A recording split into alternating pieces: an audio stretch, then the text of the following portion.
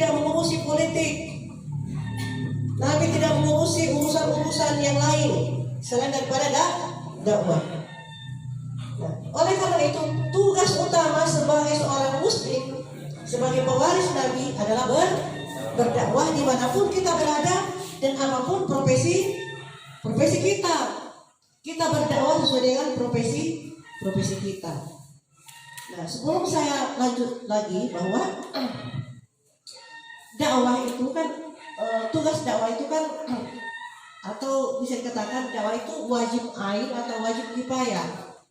Jadi sudah saya jelaskan tadi bahwa secara umum, secara keseluruhan bahwa dakwah itu adalah wajib ain, wajib bagi kita untuk seluruh umat Islam untuk melakukan dakwah apapun profesi kita, dimanapun kita berada, pada kondisi manapun kita ada pada saat itu. Nah, itu wajib ain. Sekarang wajib kifayah. Wajib kifayah itu adalah apa? Artinya ketika sebahagian dakwah itu sudah terlaksana, maka gugurlah kewajiban pada sisi atau pihak-pihak lain. Ketika kita berbicara masalah dakwah kifayah, artinya ada sebahagian yang melaksanakan dakwah, maka kita berbicara masalah strategi, kita berbicara masalah metodologi. Nah, kita berbicara masalah cara, gitu ya. Karena di dalam atau bisa dikatakan ayatnya Muhammadiyah itu adalah surah apa?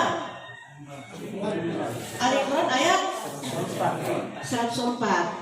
Wal takum minkum ummatu yad'una ilal khair, dan hendaklah ada sebagian di antara kalian atau segolongan umat untuk mengajak kepada kebaikan, mengajak kepada yang ma'ruf, mencegah daripada yang munkar. Berarti kita berbicara masalah institusi, kita berbicara masalah kelembagaan, berbicara masalah organisasi, atau kalau Muhammadiyah biasa disebut dengan persyarikatan, gitu ya. Jadi ada segolongan atau institusi tertentu yang mengadakan dakwah, tapi ketika kita sudah berbicara masalah fardu kifayah atau belajar atau berbicara masalah institusi, berarti kita belajar masalah strategi, berbicara masalah cara berdakwah, berbicara masalah bagaimana metodologi dakwah, kemudian bagaimana syarat-syarat yang pendakwah itu, terus begitu ya, kriteria-kriterianya. Nah itu, oke, paham ya di sini ya. Jadi saya stressing kembali bahwa pada dasarnya kita semua adalah wajib ain untuk melaksanakan dakwah dimanapun kita berada maupun profesi kita. Tapi secara fardu kifayah, maka kita berbicara dakwah secara institusi. Maka Muhammadiyah secara institusi menggerakkan yang namanya gerakan dakwah. Nah begitu ya. Jadi dengan harapan bahwa setelah keluar dari acara ini, maka secara organisasi dengan kesadaran mari kita membentuk gerakan dakwah. Nanti kita akan berbicara secara rinci nanti tentang gerakan dakwah jamaah. Nah, jadi pertama untuk penguatan gerakan jamaah, gerakan dakwah jamaah itu kita harus kuatkan cabang. Itu PR kita. Setelah kita BAM ini, kita harus perkuat cabang, aktifkan cabang. Siap ya? Nanti akan dievaluasi oleh Pak Fadil ya, Ustadz Fadil. Nah, kemudian setelah itu penguatan ranting. Tahu pentingnya ranting? Syaratnya setelah ada 15 jamaah. Di sini ada berapa dusun yang hadir di sini? 6 dusun atau desa? 6 dusun apa?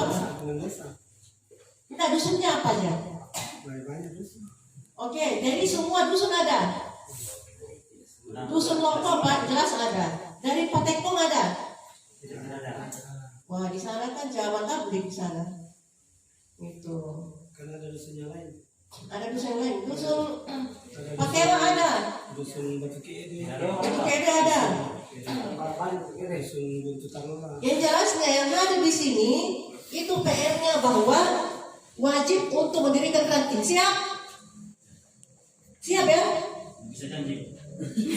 Kan gampang sekali. Ada penyuluh di sini. Penyuluh dirikan pertama Dasawisma Al-Quran. Itu sudah bisa jadi ranting. Paham ya? Saya ini penyuluh di Kecamatan mereka. Saya tahu bahwa kita di banyak sekali tantangan dakwah. Jadi setiap saya masuk di desa, saya bikin majelis bukan majelis taklim. Saya bikin Dasawisma Al-Quran. Saya bikinkan SK di kecamatan, kepala kecamatan. Nah, biarpun saya tidak tiap bulan ke sana, jelasnya saya sudah bikin dan saya bilang ini sudah ada Dasawisma di sini ya. Kalau ada yang datang bilang ada nih. Itu saya bikin aja begitu.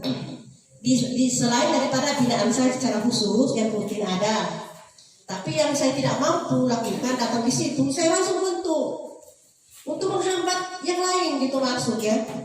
Paham maksud saya? Jadi manfaatkan ini penyuluh. Jadi semua yang ada di sini dari ranting mana di kampung kita siap untuk mendirikan ranting ya. Bagaimana Pak? Siap ya? Kalau ragu tuh jawabnya itu tidak akan terwujud itu. Diupayakan. Ya bisa, oke, diupayakan. Caranya gampang. Kerjasama dengan majelis taklim. Majelis taklim bikin Dasawisma. Sudah ada penyuluh toh, nanti diisi sama penyuluh. Kan begitu ya? Bikin Dasawisma, kalau belum bisa ngaji, panggil guru ngaji, kan bisa toh. Yang penting kita yang bikin toh. Paham? Bukan kita yang bikin langsung kita yang ngajar ngaji di situ, tidak pasti kan? Nah, paham ya? Jadi di situ lama-lama kita bina terus, kita ini nanti kita daftar nih, ada pengajian Muhammadiyah PCM, undang. Nah gitu ya. Nah di situ dirikanlah gerakan dakwah jamaah. Paham ya? Insya Allah Pak ya. Oke. Nanti terusnya yang sudah penyuluh di sini, jangan bikin aja seperti saya yang saya katakan tadi, biar tidak rutin dibina. Yang penting bentuk Dasawisma Al-Quran 15 orang kan cukup ya. Nah habis itu bikinkan SK, sampaikan bahwa saya sudah bikinkan Dasawisma. Nanti kapan-kapan saya hadir. Kalau tidak nanti juga saya bisa datangkan siapa teman saya atau siapa. Nanti kalau ada yang masuk, ya saya sudah membina di sini. Sampaikan begitu ya. Nanti itu akan dibina untuk menjadi gerakan jamaah dan gerakan dakwah jamaah. Oke, itu langkahnya yang paling utama. Kita eksekusi itu. Kita siap insya Allah ya. Oke, mantap. Nah sekarang bagaimana caranya kita program tahapan ya, program persiapan tahapan untuk membentuk gerakan dakwah jamaah. Tadi sudah saya sampaikan ada sensus mubalik-mubalighat. Sensus mubalik-mubalighat. Di sini kita kerjasama dengan pemerintah ya. Baiknya begitu, apalagi kan ada yang Pak Dusun ya. Manfaatkan itu. Ada Pak Engus yang banyak sekali masanya ini. Kan bisa dimanfaatkan ya. Banyak pelanggannya, sudah banyak jaringannya sampai di mana-mana. Begitu ya. Ada ustadz kita ini yang tadi didengar ceramah. Ada ustadz yang ganteng di belakang. Nah, gitu ya. Nah, jadi setelah itu setelah kita mengadakan sensus, maksudnya sensus kira-kira siapa yang saya mau rekrut ini ya. Gitu. Maka kita mengadakan Baitul Arqam. Nah, Baitul Arqam seperti begini ya, Baitul Arqam.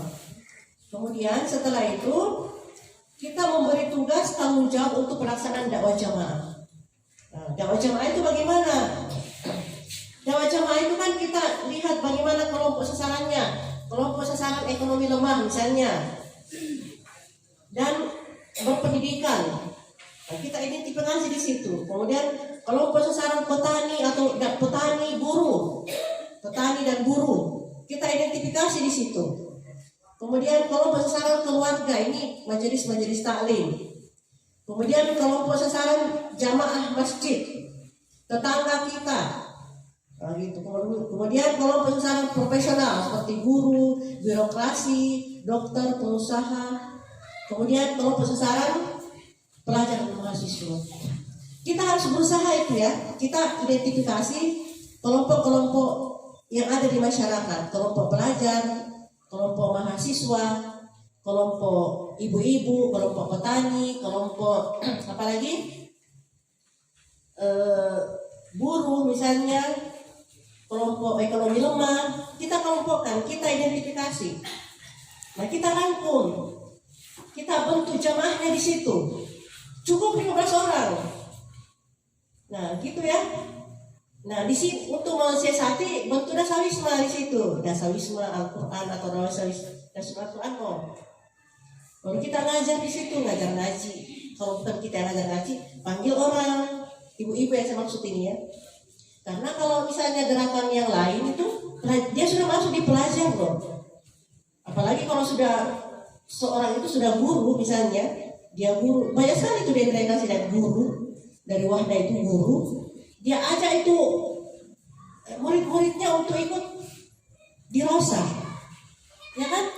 Masa kita tidak bisa misalnya guru, kita ajak itu anak-anak binaan kita masuk untuk training IPM, bisa kan? Kan begitu. Di situ ada nanti kita akan membentuk gerakan dakwah jamaah. Jadi dari dasawisma itu kita akan membentuk ranting Pakewa, ranting Bloko, ranting Patekong, ranting Date, ranting apa lagi? Garotin, ranting apa lagi? Banyak macam. Kalau untuk dusun-dusun di kabupaten mereka saya sudah masuk semua ya. Tidak ada satupun dusun yang tidak pernah saya masuk di kabupaten yang mereka. Jadi dirikan semua di situ. Jadi harapan kita semua yang habis ini nanti insya Allah akan membentuk ranting. Caranya tidak usah bilang ranting Muhammadiyah dulu, bentuk aja dulu kelompok-kelompok dengan mengidentifikasi. Bikin ada dasawisma. Terserah dasawisma apa, dasawisma Al-Quran kah, dasawisma apakah, gitu ya. Baru nanti diajaklah nanti dia Baitul Akam, diajaklah dia, atau mungkin panggil siapa penghulu untuk hadir di situ, ngasih tausiah atau apa, atau mungkin pelatihan apa sajalah sesuai dengan kelompok sasaran ini. Nah kemudian setelah itu baru kita bentuk ranting. Ranting itu kan terbentuklah nanti akan mudah untuk membentuk gerakan dakwah jamaah. Dan gerakan dakwah jamaah ini adalah konsepnya Muhammadiyah, tapi orang lain yang gunakan. Karena kita sendiri yang pertama tidak memahami, yang kedua kita sudah asik dengan diri kita sendiri. Kita lupa bahwa mainstream Muhammadiyah itu adalah dakwah.